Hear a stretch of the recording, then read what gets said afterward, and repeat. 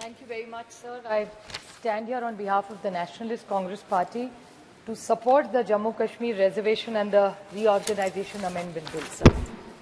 Sir, I have very fond memories as a child about Kashmir. And fortunately, Dr. Saab is sitting right here. And this is actually an opportunity for me to show gratitude to him and his family, who has led this most beautiful part of India. And I would like to read a few lines about Kashmir, sir. From a Sufi poet called Amir Khusrau, he said, if there is paradise on earth, it is this, and it is this. This is how much we all think about Kashmir. Nestled in the foothills of Himalayas, the Kashmir region is celebrated and esteemed for its ineffable and incomparable aesthetic wonder and charming beauty. Beautiful lakes, acres of Mughal gardens, mighty snow-capped mountains, rich saffron fields, vibrant meadows, crystalline glaciers are just some of Kashmir's natural features and landscape which are in this poetry, which is the paradise of earth, sir. However, Kashmir's paradise in many ways brutally violated and its peace has been plundered for various reasons, sir. But the flourishing meadows, stark mountains and the vast fields, motives of freedom, but with hundreds and thousands of military forces scrutinizing Kashmir, freedom feel like a faraway and an elusive force. Nonetheless, beyond each blossoming tulip, flower fields and wild-eyed smile lies a story of Kashmir. Kashmir is essentially a region of stark contrast. It's actually a story of paradoxes. For beauty exists despite of its bloodiness, faith, tenacity, inner peace can be seen in its local residents amid all these activities which have happened in these decades. Fragments of paradise can be found despite the most hellish of horrors. Hope we reignited with all the hope seems to be forsaken. Kashmir is a place that beckons your soul, stirs your spirit, converses with your heart and dwells in your mind long after your body has departed. So I think Kashmir has really been through a very difficult journey. And administration is something which is continuity. Yes, it has had its red spots, black spots, it has had its moments, and I think unanimously everybody has contributed to the journey of Kashmir. So I think we can't just isolate one bad story to the glorious part and the contribution in India's development, tourism, growth, beauty story, cultural story of India will be always incomplete without Jammu, Kashmir and Ladakh.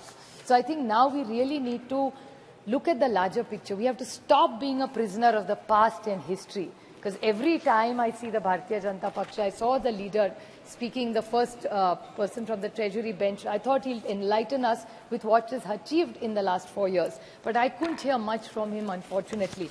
And nor do I want to get into a swinging march, because I genuinely owe a lot to Jammu and Kashmir and Ladakh, because it has given me my finest happy family moments which I ever have to look back in my life of my 5 decades would be all connected to Jammu, Kashmir and Ladakh. Sir, I absolutely welcome the decision and the reservation decision taking. But I would like to suggest to the Honourable Home Minister, who's been so large-hearted about this reservation in Jammu and Kashmir, I would like to make a suggestion to him that instead of bringing piecemeal programs about reservation, why doesn't he bring a comprehensive bill, pan-India about reservation? The state where I come from, sir, Maharashtra, today is having huge challenges with Maratha, Dhangar, Lingayat and Muslim reservation issues, pan-Maharashtra. The same thing resonated in Maqbul's Bhai's speech in Uttar Pradesh. In Rajasthan, the same. So why doesn't this entire house sit together, put their minds together and find amicable solution in the larger interest of this nation on a discussion of reservation for all faiths? So when it comes to my state, it's about Maratha, Lingayat, Dhangar, और मुस्लिम समाज की आरक्षण की बहुत बात हो रही है. So I was just trying to connect the two dots and see if you can do it in Jammu Kashmir. Why cannot be applicable to my state, which is actually burning right now? So this is something I would like to put forward in front of the Honourable Home Minister. I would like to ask the Honourable Home Minister, who I remember his speech. It was when he said it in the old Parliament building. He told us his dream and his plans for Jammu Kashmir, and we were also quite keen on it, because who doesn't want peace?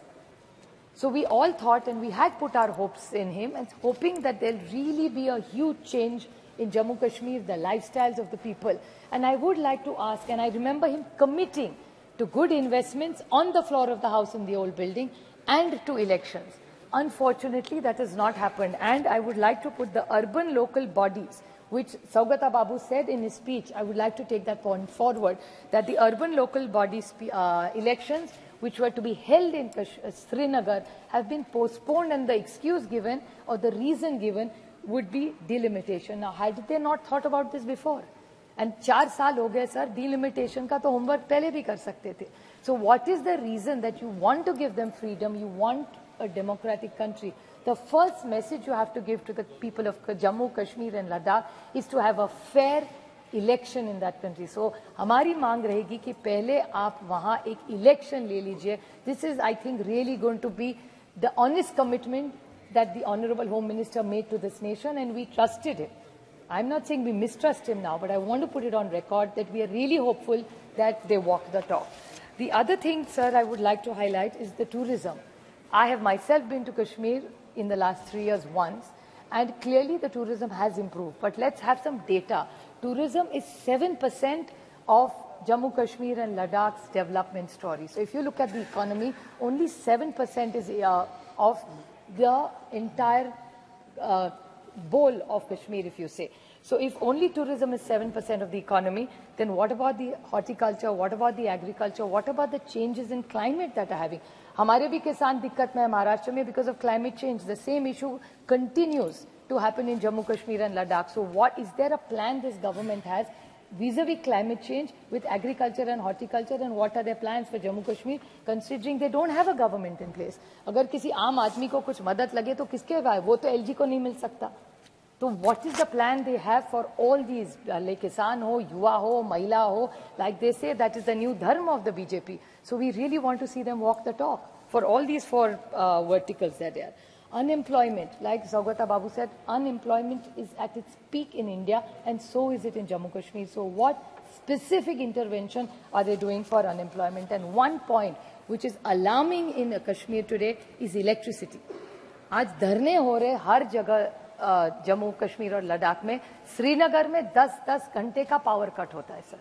So what has really happened in the last 4 years? What magic has happened? If there is no electricity, how are all the other things going to work? So these are some things which I'm sure the Honorable Home Minister would throw some light and enlighten us on how these things are going to be taken forward. And if there is a gap of electricity, एक बार India में कहते हैं there's a surplus of electricity. So national grid से क्यों जम्मू कश्मीर लद्दाख में नहीं जा रहे बिजली? Why do people, our brothers and sisters and our children in Jammu Kashmir have to suffer with no electricity for 12 hours in a place like Srinagar? अगर श्रीनगर में 12 घंटे बिजली नहीं है तो बाकी के जो छोटे-छोटे गांव है वहां क्या होता होगा sir? So this is something we need to really discuss. The other big point which I was coming which is my last point, sir, that yes, things are better, but that doesn't mean they are okay. In September 2023 and in November 2023, there have been 2 major attacks, and we have lost very, very brave sons of India. They are our sons, sir. ये शहीद हुआ है इस देश के बच्चे.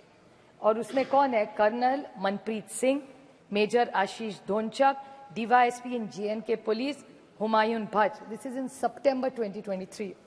In November 2023, the martyrs are Captain M.V. Pranjal, Captain Shubham Gupta, Haribau Abdul Majid, Lance Naik Sanjay Bisht, and paratrooper Sachin Laur. These are people in Rajouri and Poonch where there is a problem. So we can't say everything is wonderful. पहले से बेहतर है, जरूर है. और अच्छे को अच्छा बोलना चाहिए. तो जो अच्छा हुआ है उसके लिए I do compliment the government, but a lot needs to be done. Everything is not okay because we've lost our sons. So tourism has gone up? Yes, it has. But when we lose our sons of soil, then really can we say the wonderful stories about Kashmir and say, oh, we are so happy tourism has gone up. But when our so many sons have gone, बच्चे शहीद हुए इस देश के लड़के नौजवान हैं. So we really need to introspect. It's not just about thumb chesting and oh my God, we've done something wonder, sir. We really need to walk the talk. वो माँ जानती है जिसका बेटा वहाँ शहीद हुआ है. वो बीवी जानती है उसका दुख, उसके बच्चे जानते हैं उसका दुख. For us, these are names. We will pay श्रद्धांजलि, आदरांजलि to them because जिंदा उनको रहना है. उनकी फैमिली का दुख रोज हमको नहीं पता, वो उनके बीवी माँ और बच्चों को ही वो दुख पता है. So I think this house needs to be far more synthetic. We need to be more empathetic, more compassion towards Jammu Kashmir, and it's not about them versus us. I think we all love Kashmir equally. So it's not that they have done something wonderful and we did something disastrous, not at all.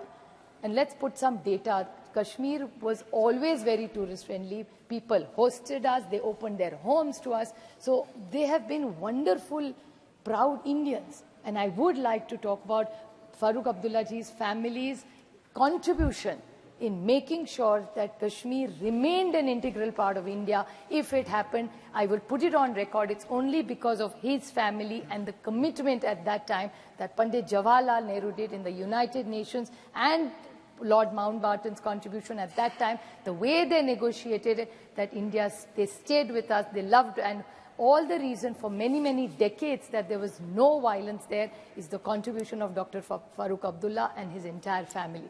So I would like to so it's a combination. And it's not only that, even the Mufti family. आज ये इनके खिलाफ बोलते हैं, but कभी तो एक थाली में खाना खाया ना. Abdullah family also was their partners, and so were the Muftis. So today it's not fair that just because they're on this side, they've done a bad job, and if they're on that side, they have a good job. I think अच्छे को हम भी कह सकते हैं, तो आप भी थोड़ा बड़ा दिल दिखाइए. And I think we are committed to contributing and supporting this government in whatever way we can, in a small way that we can, to make sure that the peace, happiness of Kashmir comes back, and every Indian who's so proud of this jewel in our crown, to make sure it's a safe place and it's a secure place, and every child gets a good quality education, every senior citizen has good freedom, he has to have good quality hospitals there without power cuts. So I think it's a large picture. Many things have been discussed. These are two small steps in the larger good of Kashmir, but still lot more needs to be done. So it's not, and we would prefer that these decisions get taken in their own assembly. Why should we do decisions for somebody else's assemblies? We are only looking at India as a piece. We don't want to take state decisions. Unfortunately, sir, today even during question hour, assembly ke sawal hum parliament mein chinta kar rahe. I think I remember, and I'd like to quote Arun Jaitley ji, who used to always support cooperative federalism. I think I miss Arun ji so much in the House and Sushma ji both, because if there were two leaders in the BJP who believed in cooperative federalism, were Sushma ji and Arun ji. And I think we would like to remember them, and I hope from what I've said, the BJP remembers their senior leaders who really fought for cooperative federalism and gives the fair rights to the people of Jammu, Kashmir and Ladakh, which were an entire state by itself, which is broken into three. But abhi jo ho gaya, no point disagreeing or agreeing with what has happened. But I hope the BJP and the central government is committed to bringing up all the glory of Jammu, Kashmir and all the people, giving them a fair and a happy life in the future. Thank you, sir. Thank you very much.